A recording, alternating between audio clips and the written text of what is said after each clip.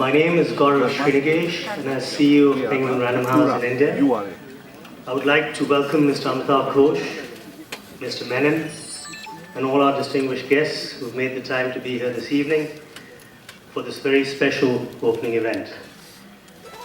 Mr. Ghosh is one of India's most loved novelists and is the best-selling author of Sea of Poppies, which was shortlisted for the Man Booker Prize, and the critically acclaimed River of Smoke, the first two novels of the Ibis trilogy. Flood of Fire is the climax to his extraordinary journey. Amitav has just returned from a triumphant trip from the UK, where he was taken the book world and the literary world by storm. Flood of Fire is receiving ecstatic reviews the world over, and I wanted to just share two of them, which I think sums up the book.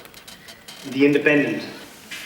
It is a testimony to Ghosh's great skills that he can both teach us history and create believable fictional characters.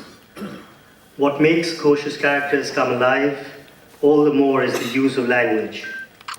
Ghosh occasionally translates, but often does not, yet pulls off this presentation of the medley of tongues his characters use with great aplomb. The Indian Express, and I love this one, a literary work of epic proportions. It gives all of us here at Penguin Random House in India a great pleasure to launch Flood of Fire in Delhi, after which Mr. Ghosh will be traveling across the country.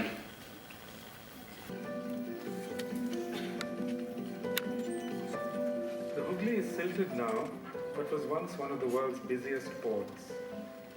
And Kolkata, or Calcutta as the city was then known, was the capital of Britain's empire in India and the hub of British military power in Asia.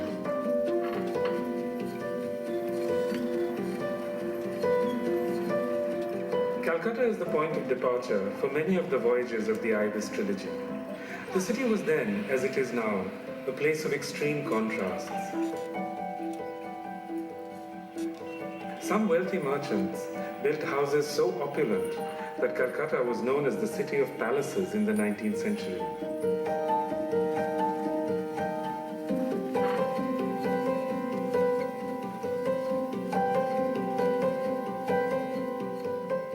But the poor and destitute also flocked to the city in great numbers to seek a meager living. During the years of the Raj, the British launched many wars, large and small, from Calcutta. My new novel, Flood of Fire, is about a war that has disappeared into the furthest recesses of memory in Britain and in India. The First Opium War of 1840 to 42, which was instrumental in shaping the world as we know it today.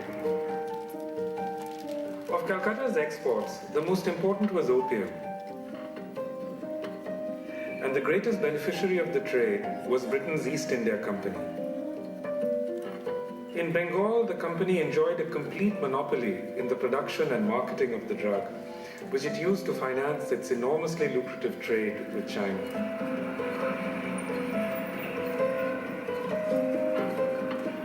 The building in which the East India Company usually held its opium auctions was probably at this location.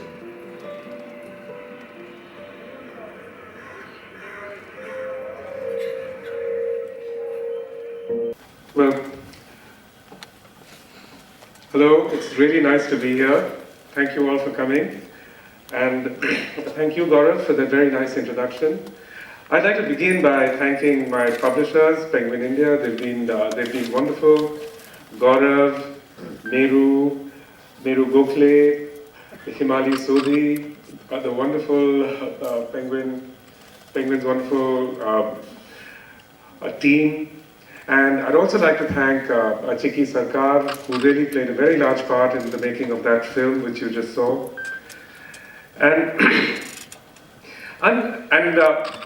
finally, I'd like to thank Shiv Shankar Menon, who I last met over 40 years ago when I was a teenager. It's really wonderful to see him again. Of course, I followed his career and his writing with the greatest interest. And I'm really looking forward to this conversation. A great scholar of China, Prasenjit Dwara, recently told me that nobody in India reads classical Chinese with as much facility as Shiv Shankar Menon.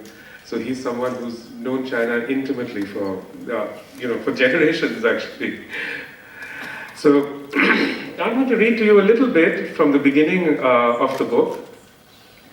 And the main character in Flood of Fire is a Havildar in the Bengal Native Infantry. His name is Kesri Singh. Those of you who've read Sea of Poppies and River of Smoke will remember Diti. Kesri is Diti's brother. He's from the Bhojpur part of Bihar. And he's a member of the 25th Regiment of the Bengal Native Infantry, also known as the Pachisi. One thing which is very important to understand about early modern warfare is that the sepoy, being a sepoy was very different from being any other kind of soldier, and it was certainly very, very different from the life of a soldier today. So I'm going to, as I read, you'll see certain images behind me, and these images are taken from a wonderful panorama of the, that was created in 1841. It was actually created, I think, a little later than that. This is a panorama of a Bengal Native Infantry regiment on the march. And that is exactly what Kesri Singh is doing when we first meet him.